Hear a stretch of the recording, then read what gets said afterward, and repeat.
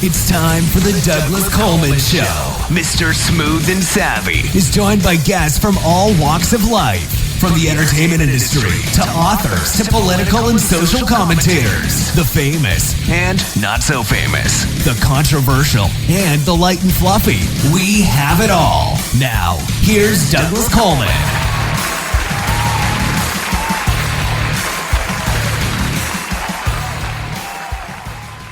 Okay, please welcome to the Douglas Coleman Show, Kara Mayer Robinson. Hi, Kara. How are you? I'm good. How are you? Doing very well, thank you.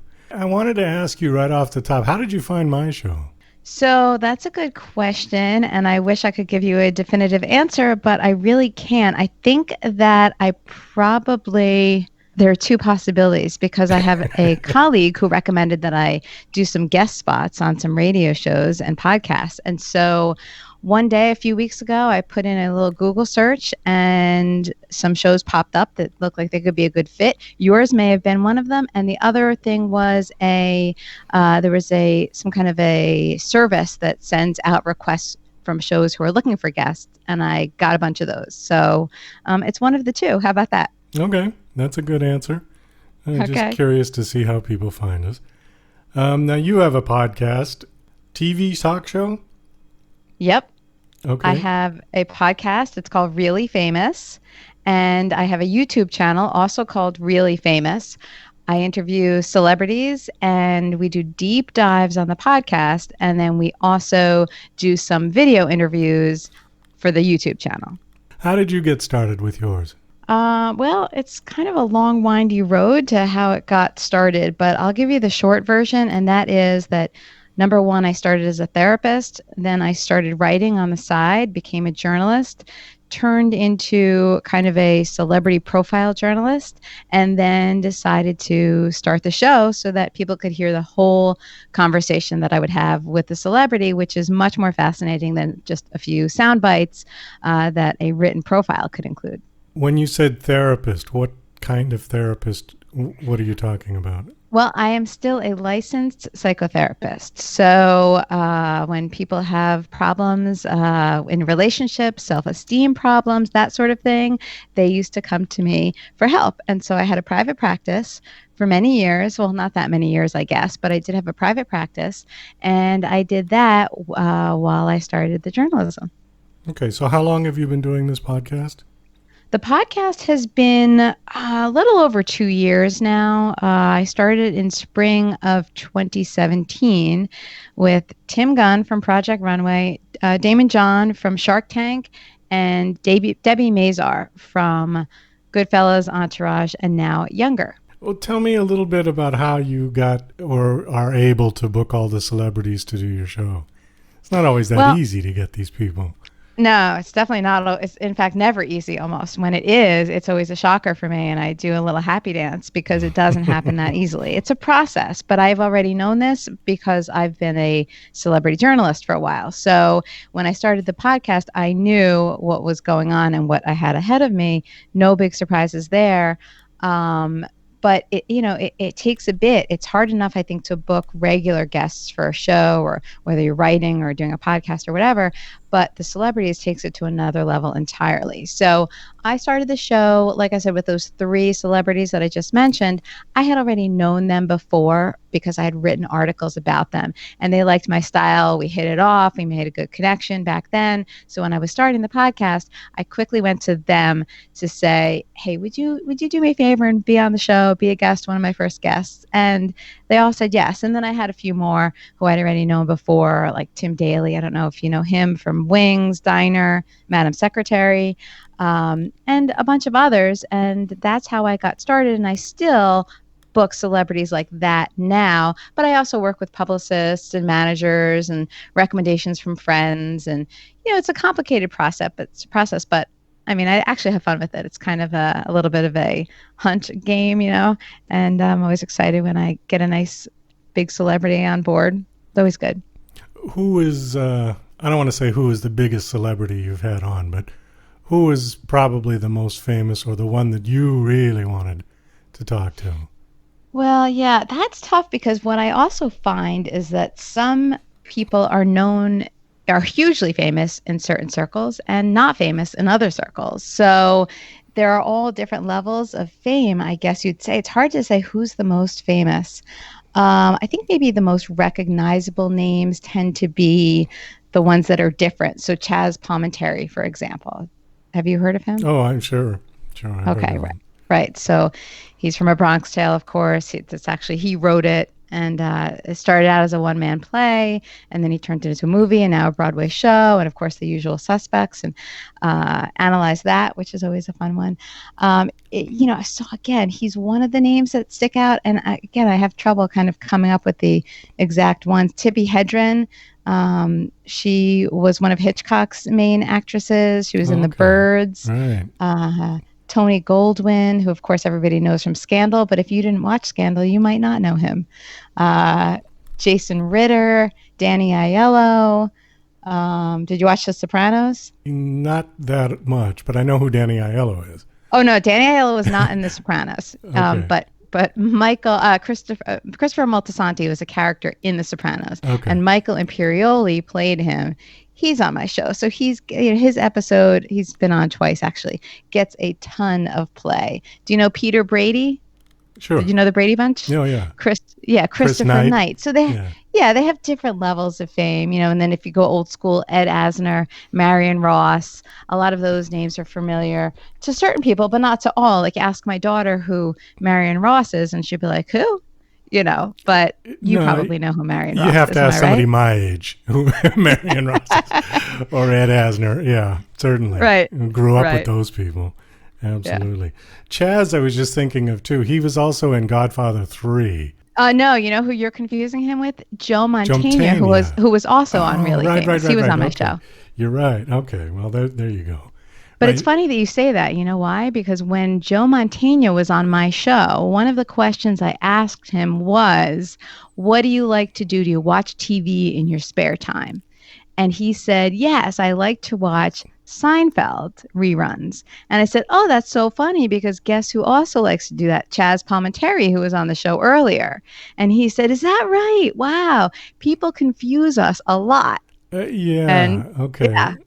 I'm getting it confused. Okay, there was another film I want to say Joe was in called House of Games. Oh, I don't know that one.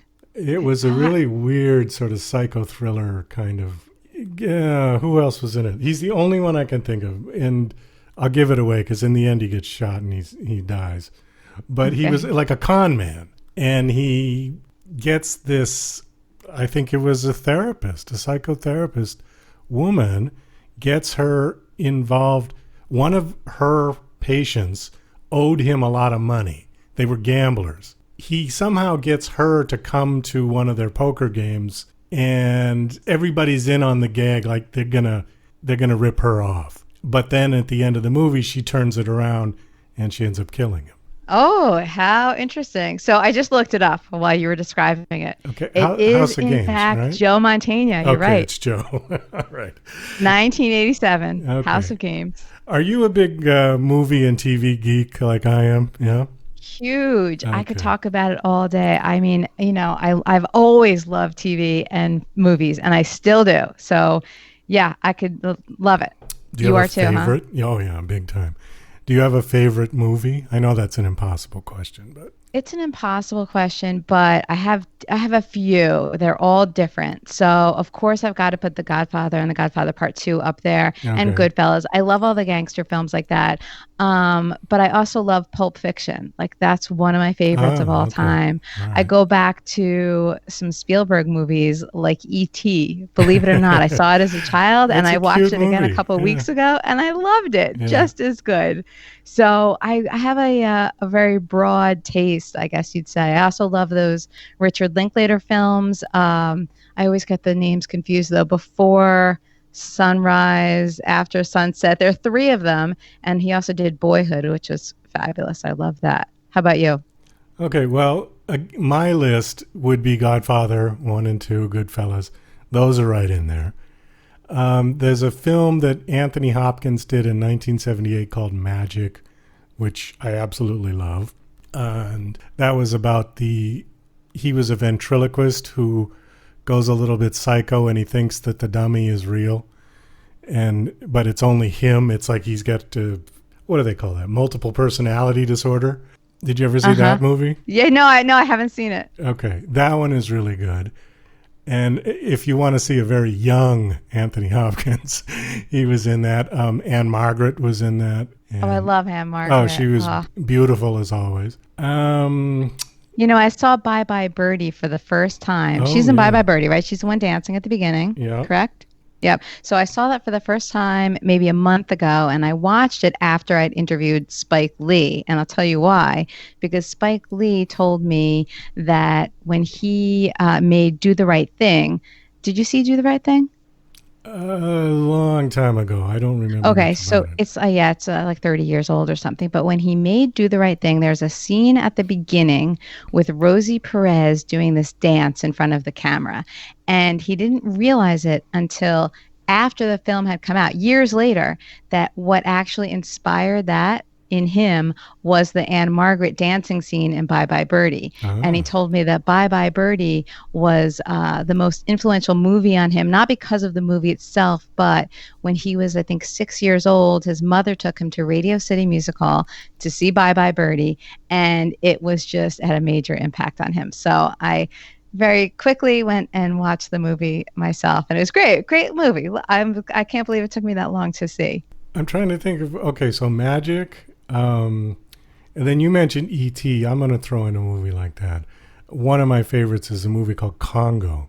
I don't know that one either. Congo, what is that? That's with the talking gorilla that does sign language, and they take the gorilla back to Africa from Berkeley, California, and they get, it gets to be an adventure because the border gets closed. There's a civil war going on in Africa, and no, never saw that one. Okay. Doesn't ring a bell. All Sorry. Right. So that's kind of like one of my fun movies. Another one I just watched that I really like is called Under the Tuscan Sun. Kind of romantic comedy. Yeah, now drama. I did see pieces of that with what's her name, Diane Lane. Yeah. Is that right? Yeah, I think so. Yeah. That was a book first, of course, a big hit. But I only saw parts of it. And then I like the Mission Impossibles, the Tom Cruise ones for action films. I like the Bourne films with Matt Damon. Yeah, so do I. I like those. Did you see Jack Ryan on Amazon? It's a limited series TV. No.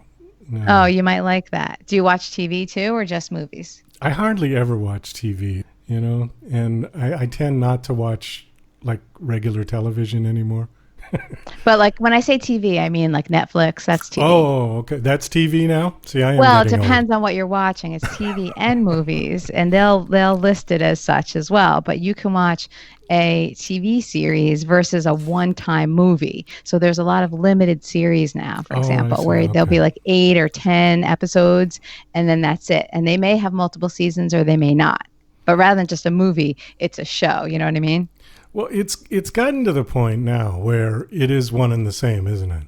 That it's not two separate entities, television and the internet. It's all connected together. I still am old-fashioned in that sense. When somebody says TV, I think of NBC. Yeah. I think that's going, not that it's going away, but there's so much more. I think now when I think of TV, most people, it depends on their age again. It really depends on their age. But like I would say a millennial or a Gen Z is definitely going to think of Netflix. They're not going to be watching network television. And then, somebody older will think of CBS, NBC, ABC. Right.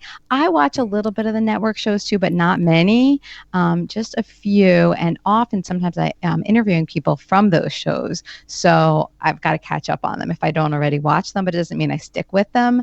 But then there's also Amazon, and that's like Netflix too, whereas you can see movies on it or you can see TV shows on it. Amazon Prime, right? Is that Amazon Prime, exactly. Okay. I'm waiting for the new Elton John Rocket Man. I want to see that. Oh yeah.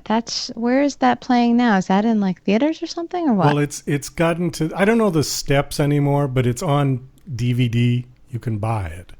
Oh, okay. So then it's on demand. You can probably get it soon on Netflix or Amazon, I would imagine. Yeah, it's not quite on Amazon yet. How does that work? It comes in the theaters first, then it goes to DVD, then it goes to on demand?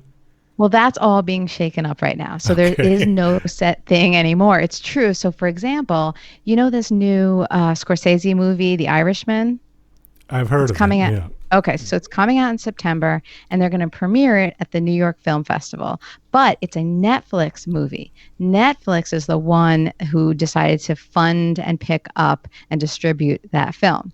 So I don't know if it's actually even going to be in theaters. It may be in theaters for a short period of time and then go on demand, go on to Netflix. It may go right to Netflix. I don't even know. But if you know the movie Roma, which was an Oscar nominee last year, that was a Netflix film too. So while it was in movies, it was also already available like immediately, I think, on Netflix. So a lot of people were going to see it in the movies, but plenty of people were watching it at home too. So the rules have been all shaken up, I guess you'd say. Do you still go to the theater, like the actual, IMAX theaters? So I have to say that for a while, I didn't. I was like, why am I going to theaters? I can see this all, on Netflix or Amazon at home, on demand, whatever. It just seemed like a whole ordeal to go to the theater. And then something changed my mind. Do you know that they have these theaters now where they're sort of luxury movie theaters, you could say. So the actual theater itself, like with the individual theater within the big theater, if you know what I mean, you go to theater 1 or theater 2 or whatever. So let's say you're in theater 1, there are many fewer seats and they're spread apart, and there are these big seats with tables, and they bring you cocktails and everything. And there's this one theater in New York City. They invited me to go check it out and see what I thought. So I went in there. I saw A Star is Born, actually. And it was a really great experience. It took a lot of the things that I don't like about the movies, about going to the movies, out of the equation. So, for example, I don't like to hear people chewing popcorn next to me at a movie theater. I'm not interested in that. I don't really want to see people getting up and down. That annoys me. So in that theater, none of that was a problem. And it was so it was really a different experience. And it actually made me feel like going to the movie theater again. And since then, I have seen a bunch of movies. I don't go every week or anything, but I take my son, who's 11, to a bunch of films. Like what was the last one I took him to? Toy Story, of course. Toy Story 4, Secret Life of Pets. And then I went to see Once Upon a Time in Hollywood a couple of weeks ago when that came out. So yeah, I do go to the movies now. How about you? No. Never. I haven't gone in... I think the last time I went to a proper theater, it was probably when Star Wars, the very first... Not the one in the 70s, what? But the very first... Yeah, that's what I thought you meant. The 70s, wow. No, because that's actually part 4. Okay, so part 1, and I forget, what was that, The Phantom Menace? Yeah, I don't know. Those aren't my movies. Yeah, okay, so probably that. That was like the last one I went to. Okay, why not? Because, well, for what you said about the popcorn and people getting up and down. But the other thing is you can't stop it. See, I like to, at some point in the film, especially if it's over 2.5 hours, you want to get up and make another cup of coffee or tea, go to the bathroom, check your email or something that's going to distract you from the movie. I just love having that remote where I can just stop it, get up and do something. Also, I have 2 dogs, which don't always sit still for an entire film.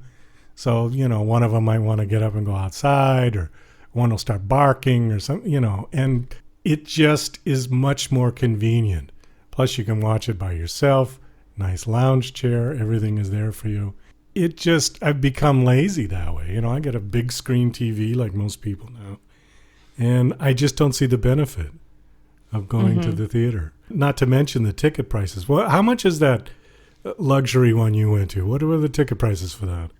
So, I have to say I didn't pay for that because they invited me to go check it out on their dime. But I think I remember checking at the time because I went, they invited me with a guest. So I took my husband and we both loved it. And we looked at the prices thinking maybe we do this again. And I think it was about $25. So of course that's a lot of money. But at the same time, if you go out to a movie, you go out, on a Saturday night or whatever, you're spending $50.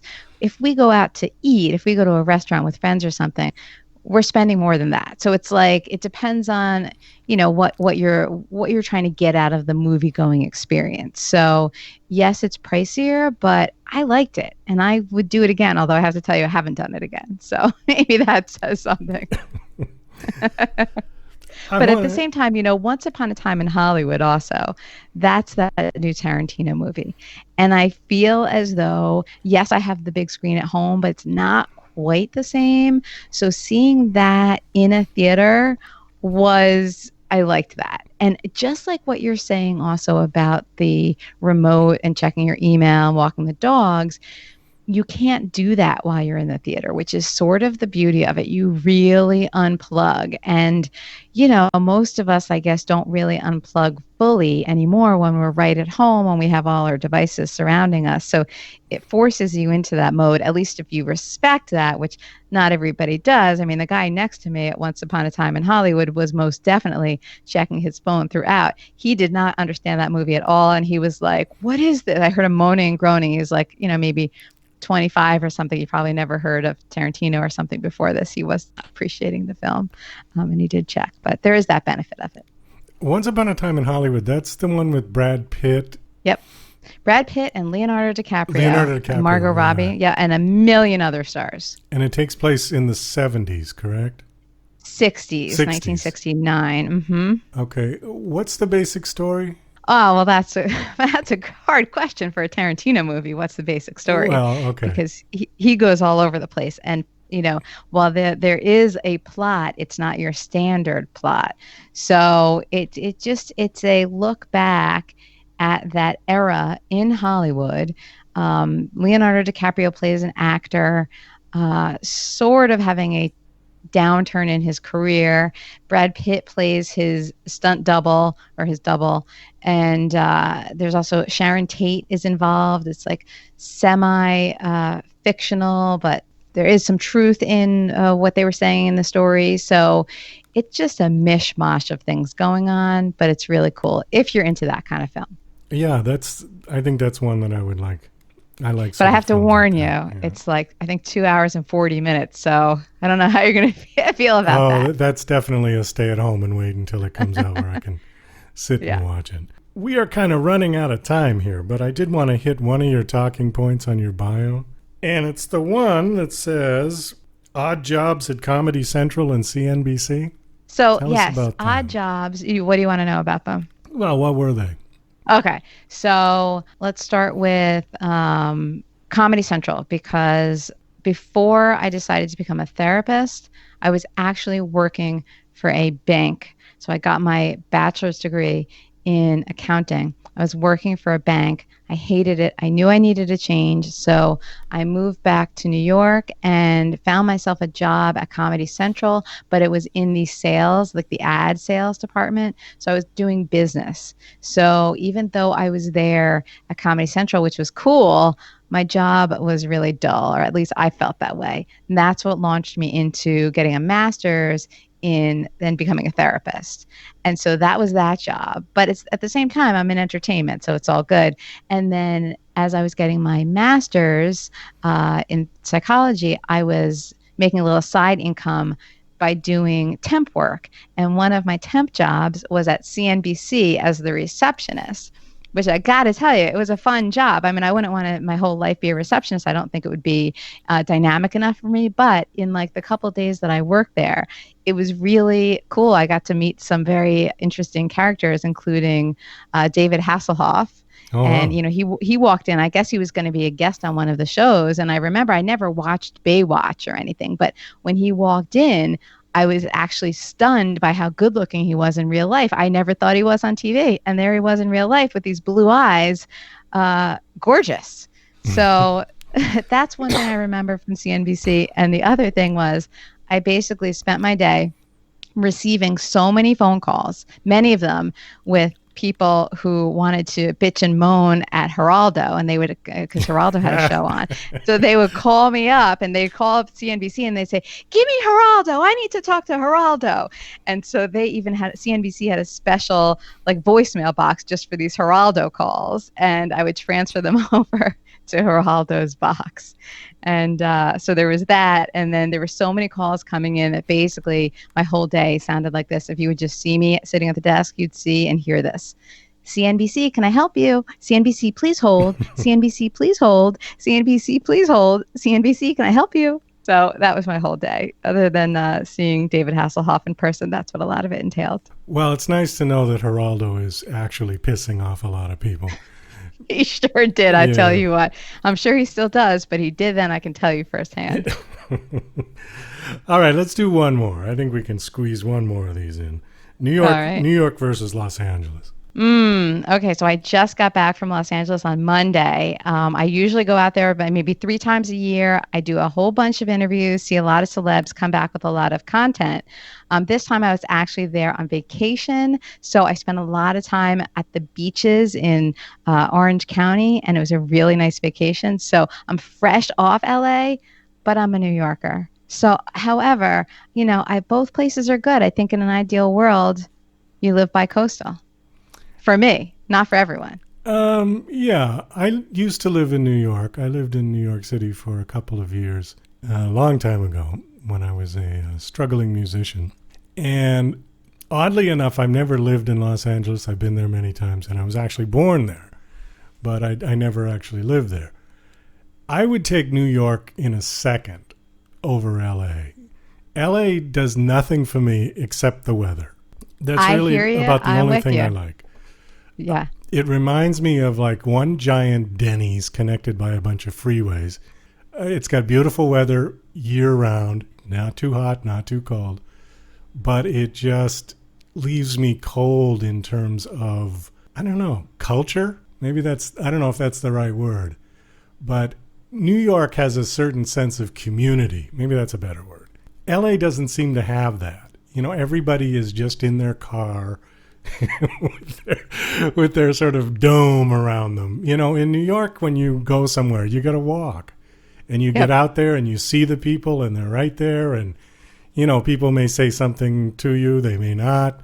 But it's just, I get this feeling that we're more of a huddled mass in New York. And in LA, we're all in our own little pods, in our own little universes, disconnected.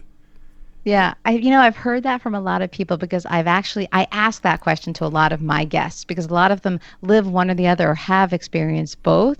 And I think a lot of people appreciate the realness of New York, and a lot of people appreciate the weather in LA. When I never really liked LA, I have to tell you, for the same reason that you said. And I love New York. But when I go out to LA now, I go out for a week at a time, and it's so social for me because I'm going to this interview and that interview, and I'm having lunch with this person I haven't seen in months because they're in LA, et cetera, et cetera. So for me, that week is so filled with fun connection but I don't know what it would be like if I lived there all year round. It probably would be the opposite. So, but I think I'm with you that when it comes down to one versus the other, if only New York had that weather, am I right? If only New York had that weather. Well, right. New York has all the weather. All the weather. You get gorgeous days in the fall and in the spring, and then the summer comes in, it's hot and humid, and the winter comes in and it's cold and snowy. But, I kind of like that. I think I enjoy the changes of the seasons, although I say that now. I used to live in New England. I'm from Boston originally. And I moved to Las Vegas in 2005 just because I got tired of the winter in New England. And Las Vegas basically has 2 seasons. It's brutal in the summer and nice in the winter. Very little rain, no snow to speak of. I think they had 1 snowstorm in the last 20 years. And it was just, like a half a foot of snow that melted away the next day. You can count on the weather in Vegas to be dry, at least, if you don't like rain. But I kind of miss the seasons. You know, LA. Yeah, I think you you're certainly just being nostalgic. Yeah. I think when you're stuck in the cold days and the gray days of winter, it can be kind of tough. February, not great. Yeah, I think you always want what you don't have. Exactly. You know, when you're in New England, you say, "Oh, there's snow, 10 feet of snow outside," and then you get to Las Vegas and it's just desert for miles and miles, and you say, "God, I wish it would snow." So you know, we're never happy as human beings, I think. A fact. I think you may be right. Well, we got to wrap this up. Thanks so much for coming on. This was fun. Just a nice little chit chat. And your show is called Really Famous. Where can people find it? You can find it on any podcast app, whether it's Apple Podcasts or Spotify, iHeartRadio, TuneIn. Just search for Really Famous. You can also catch it on YouTube. Just open up YouTube and search for Really Famous, or go to youtube.com/reallyfamous, or you can just find it all on reallyfamouspodcast.com. Well, Kara, thank you again for coming on. This was a lot of fun. Best of luck with your podcast. Thank you, Douglas. This was fun. A great interview.